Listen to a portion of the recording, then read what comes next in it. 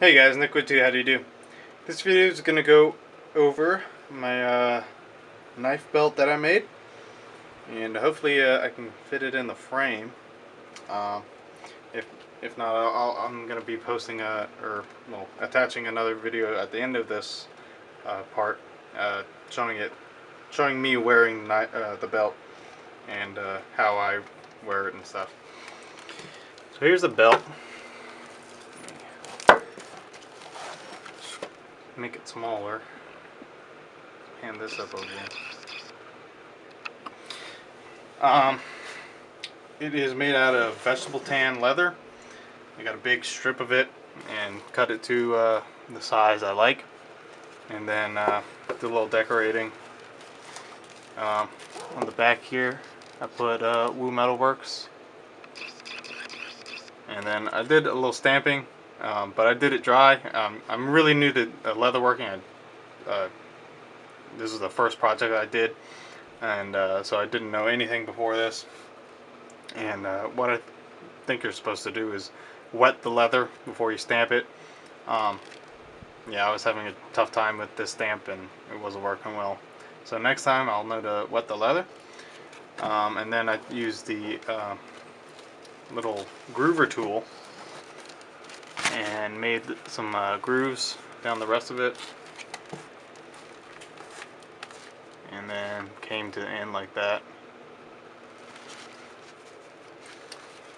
And then I dyed it, and this was probably my biggest mistake. And I dyed it, and then it got really dry, and I actually kind of cracked the leather, which I'm kind of sad about. But I mean, you gotta learn, you gotta make mistakes. Now I know I got some Neat's Foot oil, so I'm gonna lather that on after I dye it, or if it gets too stiff. As you can see, the belt's a lot more pliable. Pretty much it was straight as board when it was dried out, but now it's really flexible. So I want to thank GI Customs. He helped me out and told me to get some oil and oil up the leather. I also had a real quick question. Some of the dye from the inside, the flesh side, I think, is like coming off and staining, like getting on my clothes. Is there like a sealer or a cream or something that helps with that, or is that unavoidable? If you guys are good with leather, please let me know. I'm totally new to this, so please help me out. So I got the knife riding Model B, riding horizontal for cross jaw, right hand, and I got two leather straps. I left the tails on in case I needed to do something else with them, or just a look, just as a look. I had to get some longer binder posts because these little ones are too short. I had to get like 1/2-inch ones. This belt is 2.5 inches wide here, and then 1 and 3/4 inches here, or 1.5. So it'll go through the belt. And then I got a belt kit, or a bag kit, from Tandy Leather Factory, and it made this guy again using the same stamp and same dye and stuff. And I'm just riding a multi-tool and a lighter in it right now. Try to keep this guy empty, or not totally full, so I can put stuff into it. And then this guy, got it F3 today. I just have a ferro rod sitting in there and just glued it into a piece of wood to have as that. And this one's going to be like more of a tender pouch.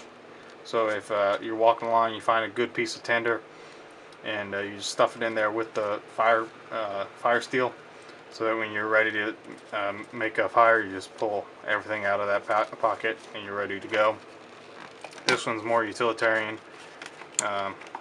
It's larger. I can stick more items in it. I got some more room in it already. I can fit 2 fingers, 3 fingers in here. So this one has a bit of room. But yeah, I really like this setup. I can move uh, the bags around quite easily because they're pretty loose. Because you know, just walking around, or like if I get into a car, I don't want these on my back, so I can move them to my sides so that I'm sitting against the seat and it's not uncomfortable. And if I'm working or picking stuff up, I can move everything to the back, to the small back, so nothing's hanging up on the knife or anything. The knife actually stays in place pretty well, at least right now. I bet eventually the leather's gonna soften up some and be able to move more freely. But right now it's pretty stiff, so it's kind of hard to get on and off. But I like it better that way because you can draw it one hand and it doesn't really the sheath doesn't really move. But I'm gonna, you know, rearrange the lighting real quick and get in front of the camera and show you me wearing the belt. So be right back. Okay, so here's my dirty mess of room. So here's the belt on me. I have a pretty small waist, but this goes pretty over all my clothes. I got pants and then I have a belt underneath this, so I'm wearing two belts, and that adds quite a bit of girth to me. So I'm actually like in the middle of the holes for this belt. But I got the knife here. I can draw it, pull it back right one-handed, or I can hold it and whatever. It's probably Kydex is good and, you know, secure, but it's easy to get out.